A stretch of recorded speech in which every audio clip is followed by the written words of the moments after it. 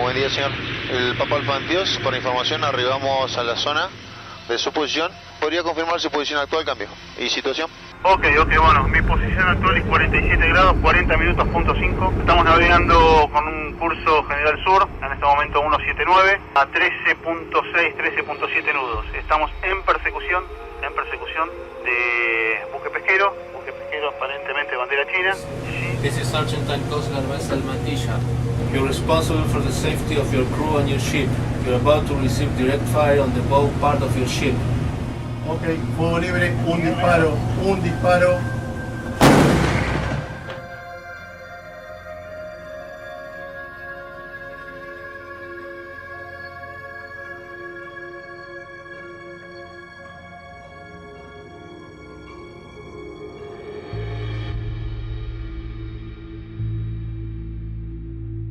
In March 2016, off the coast of Patagonia, a Chinese squid jigger called the Luyan Yuanyu 10 went dark, switching off its AIS transponder and illegally crossed into Argentina's territorial waters. The ship was part of an enormous armada of Chinese fishing vessels that gather each year to fish the high seas squid grounds off Argentina's southern coast. And, each year, an unknown number of these ships infiltrate Argentina's national waters to extract squid under the cover of darkness, and then retreat back to international territory, out of the reach of authorities. But this time, the Luyan Yuanyu would not be so fortunate. Several miles inside Argentine territory, the Coast Guard patrol spotted the ship. The Chinese vessel attempted to flee back into international waters, in defiance of Coast Guard orders to halt. Warning shots were fired. Then, the Luyan Yuanyu veered onto a collision course with the patrol vessel. The Coast Guard captain ordered his men to open fire on the Chinese ship.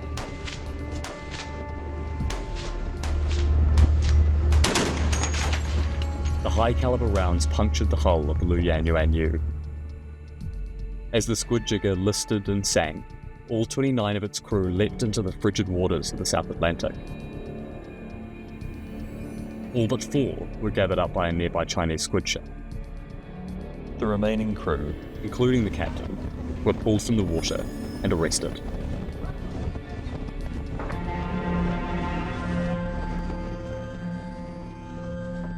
The violent encounter that occurred that day was not typical.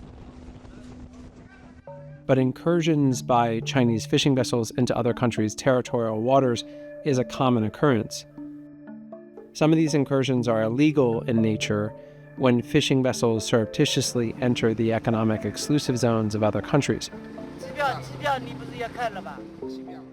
But recently, more and more, Chinese companies are using a legal loophole to exploit local waters. From South America to Africa to the far Pacific, China has been buying its way into restricted national fishing grounds, primarily using a process known as flagging in. This is a method where Chinese companies use local business partnerships to register their ships under the flag of another country, allowing them to fish in that country's territorial waters. For China, this soft power strategy represents a new approach for gaining dominance over the global seafood market. Subtler than simply entering foreign coastal areas to fish illegally, flagging in is less likely to result in political clashes, bad press, or sunken vessels. Investigators at the Outlaw Ocean Project have identified over a dozen countries where Chinese ships have flagged in. The seafood that these ships extract is often sent back to China for processing, and then exported to wealthier consumers, like those in the US or Europe.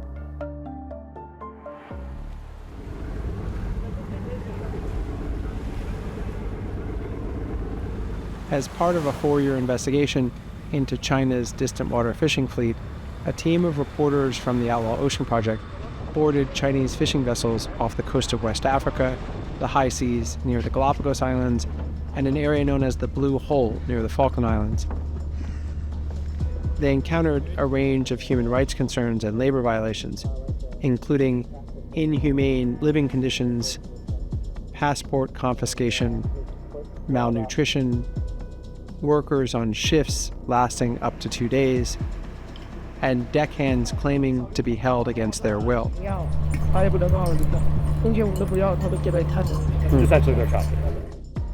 In June 2023, these same reporters were contacted by authorities after a woman made a worrisome discovery on a beach in Uruguay.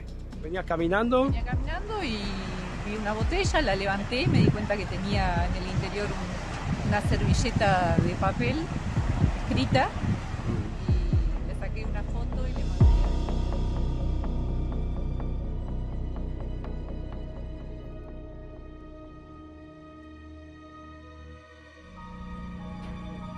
Many of these crimes have taken place on the high seas, beyond any country's territorial jurisdiction.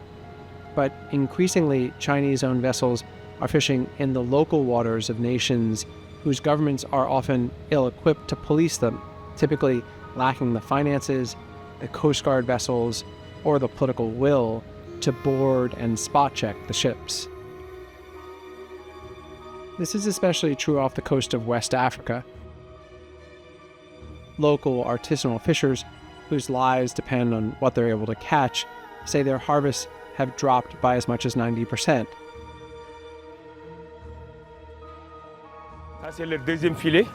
That's the second net. There's no fish. There were lots of fish around here, but even if we wait an hour, we won't catch anything. Our waters have turned into a liquid desert. Chinese-owned ships have been seen fishing in these restricted areas and using nets that are designed to catch everything in their path, including undersized and juvenile fish. In a process that wreaks havoc on marine ecosystems, the juvenile fish are then thrown overboard dead, while the larger ones are processed and frozen.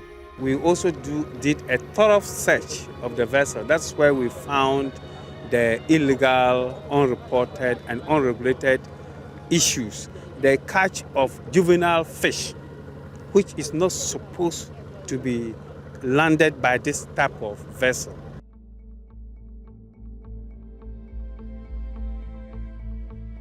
The maritime domain is an important front in China's growth plans. This includes not just exerting dominance over contested waters like the South China Sea, but also consolidating control over shipping, fishing, and commercial ports in other countries. Chinese companies are operating in over 90 foreign fishing ports. They have fish processing plants, cold storage facilities, and shipping terminals. They've also made billion-dollar investments in other countries' railway systems, hydroelectric dams, lithium mines, and solar and wind power plants. And with these large investments comes enormous influence over foreign governments.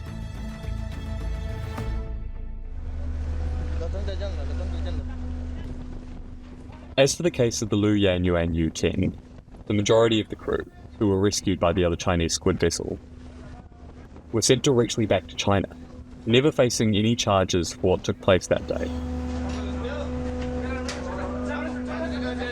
The captain and 3 remaining crew, arrested by the Argentine Coast Guard, were brought to shore and charged with a range of crimes, including violating fishing laws, resisting arrest, and endangering a Coast Guard vessel, and put under house arrest. The sinking of the Luyan Yuan U sparked a media firestorm, with footage of the sinking making it onto local news outlets in Argentina, as well as abroad. All signs seemed to point to prosecution for the captain and his remaining crew. But then, China's foreign ministry began pushing back, casting doubt around the facts of the sinking and culpability of the captain. Within a few weeks, the 4 Chinese crew were released without penalty and immediately repatriated back to China.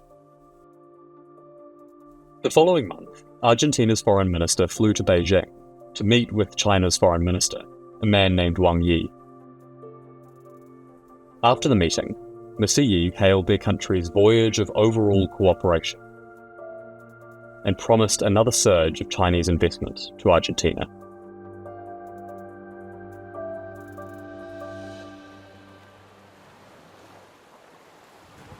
The trend here is clear. China is strategically and often legally growing its reach over the oceans, not just by dominating the high seas, but by flagging in. That matters for a huge variety of reasons. Food security in poorer countries, seeing their main source of protein getting exported. Sovereignty worries about who really decides what happens in these countries' waters.